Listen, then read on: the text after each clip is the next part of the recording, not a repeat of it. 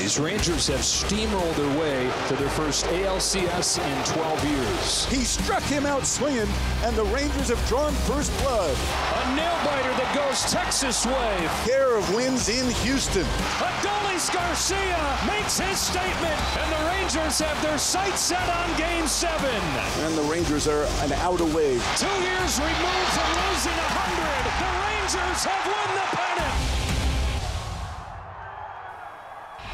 For the first time in their 63-year franchise, the Texas Rangers are World Series champions. Thanks in big part to the man right there joining us on High Heat, Bruce Bochy, the manager of the Rangers, 4-time World Series champion, joining us here. Thanks so much, Bruce, for being with us. We appreciate it as always. Now you're getting ready to start the 2024 season. It is hard to repeat. What do you think about your chances?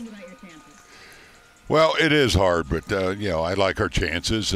We pretty much have the same club with a couple changes, but, it's good to be in this position. I'll say that, to have a chance to repeat, and that's all you can ask for. And it's a tough division. It's so hard to do it the first time, but you just love having that chance to possibly do it again.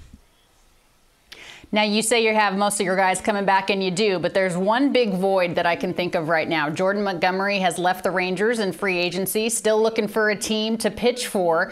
But you do sign Michael Lorenzen as far as that fifth starter is concerned. Tell me, Bruce, why you feel that the Texas Rangers have enough starting pitching until Scherzer and DeGrom get back. Well, acquiring Michael, I thought was huge for us. We were a little thin in the rotation.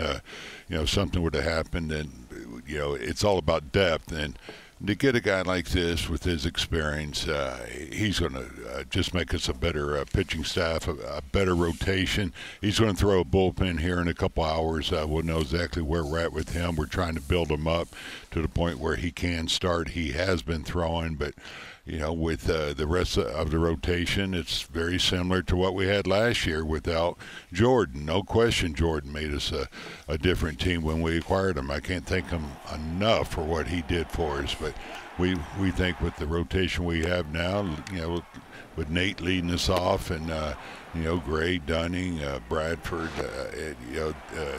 Heaney, these were the same guys that helped us win the championship, so there's no reason to think we can't do it again. You mentioned Cody Bradford. Is this guy going to get a couple of starts with you until Michael Lorenzen is stretched out enough to be your fifth starter? Yeah, Atlanta, I tell you what, we're going to keep our flexibility. He can start. He can help us in the bullpen. That's what he did last year. He was so valuable in that role, similar to Dane Dunning. And down the stretch, when we had Dane and Bradford in the bullpen, it made our bullpen better. So, but to have the ability to start them, sometimes you may look at a team and go, hey, I think we're better off going with a lefty or righty. It's a nice thing to have when you have a guy that's comfortable going back and forth. But there's no question about it. When Lorenzo's ready, he's going to be in this rotation. You mentioned that you have so many guys that you can kind of mix and match, and that's such a great thing to have when you have the versatility. But I want to talk a little bit more about Jordan Montgomery. Is there a chance, Bruce, that he does come back to be with the Rangers? Is there a reunion in play by any chance? Well, that's a hard question for me to answer because that decision is made by ownership, and so I think right now I have to focus on the team that we have here, and I can't thank him enough, and I wish him the best whatever happens. But the fact that he's still out there, I don't think you ever rule anything out. That's how I look at it. But we have to focus forward, with the team we have here right now.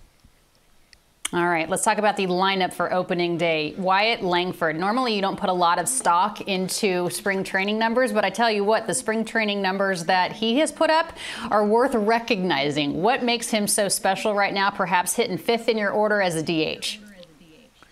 Yeah, and not just spring training. I have to talk about his numbers last year coming up through our system. They were amazing, and he's just a gifted athlete, and I say athlete. You talk about his hitting, but he's done a good job in left field. He runs well. He's a baseball player, and He's just a guy that is so grounded and humble. I just love watching him play. He plays the game right. He gets it.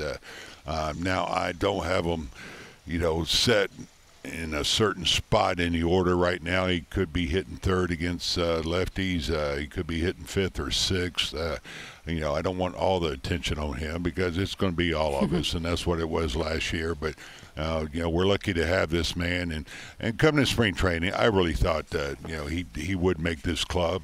Those numbers don't lie. What he's been doing, it is amazing what he has accomplished, considering he was playing for the Florida Gators a year ago. Here he is in the major leagues for a team that won the World Series. So kudos to him, how he came in spring training, how he handled himself, carried himself, and how he produced. So he earned this. It's well-deserved. You have a lot of young guys on your team, Bruce, but it's also guys that seem to be a little ahead of their time in terms of poise and professionalism. What do you think Wyatt can take away from just watching, Heim behind the plate and Josh Young over at third, also young guys in this game? And I'll throw Carter in that mix. He's got a little bit of time.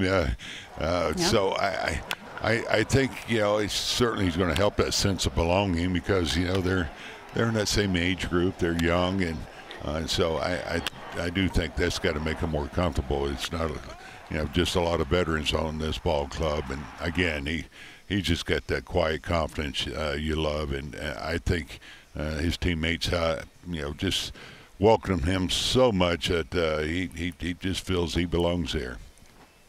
All right, and Josh Young and Corey Seager finally getting into some spring training action over the course of the weekend. It's great to see Corey back out there, of course, dealing with that sports hernia. What did you notice from him? And obviously, this is a veteran player. He's the World Series MVP. Did you need to see something from him? Well, we didn't want to rush him. You get to opening day, and everybody's going to fight to get it in their opening day, but I just thought he had a great attitude. He said, hey, if I'm not ready, that's fine. I'll be ready, within a week. But he came on fast there at the end. He got a lot of light BP, been running sprints. And, the first game, I think he played 3 innings. Last night he played 6 innings. These days off have really helped, too. After today, we have a day off. But he's bouncing back after a night game.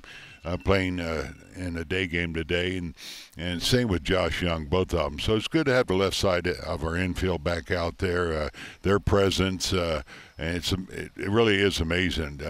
When you look at Corey last year, a couple of injuries he had, how fast he came back.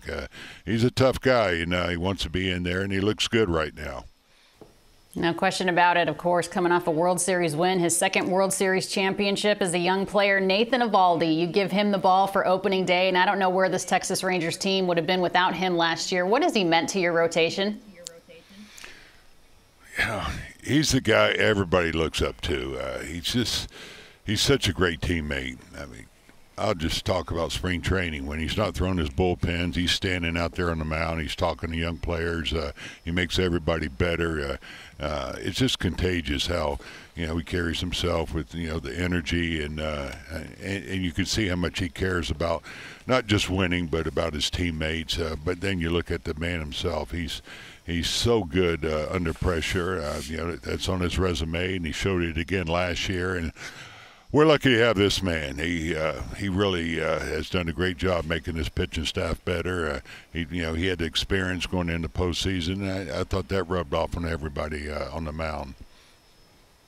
Yeah, he's going to go up against Justin Steele on opening day. And before I let you go, Bruce, there's nobody on the planet I would rather have managing a bullpen in the postseason than you. The Texas Rangers bullpen was a bit of a question mark last season, yet you figured it out and you won the World Series. How has this bullpen improved going into the 2024 season?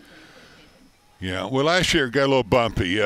Mike Maddox and I, we spent a lot of time talking about it, trying to get it fixed, and thank goodness it came together at the end. But I think when you acquire players like Robertson and Yates, that's going to make you a better bullpen with their experience, their knowledge. I think you have to look at Spores. he emerged as one of the better setup guys in the game. And I'll mention Jose Leclerc. When we started the season last year, he was injured, had a little neck thing going on. He wasn't throwing like he usually does because of that injury. I don't think he was letting us know how much it was bothering him. But at the end, he was up to 96, 97, and ended up being our closer. And so it's a better bullpen. I think we're going to have some lone guys down there to give us help, similar to last year. So I think coming out of the gate, we're better off now than where we were last year. And Josh Sborz, of course, recording the final out as the Texas Rangers win the World Championship in 2023. Bruce Bochy, it is always a pleasure to talk to you, Skip. Thanks so much, and best of luck as you guys try to repeat. Thanks, Lon. I appreciate you having me on.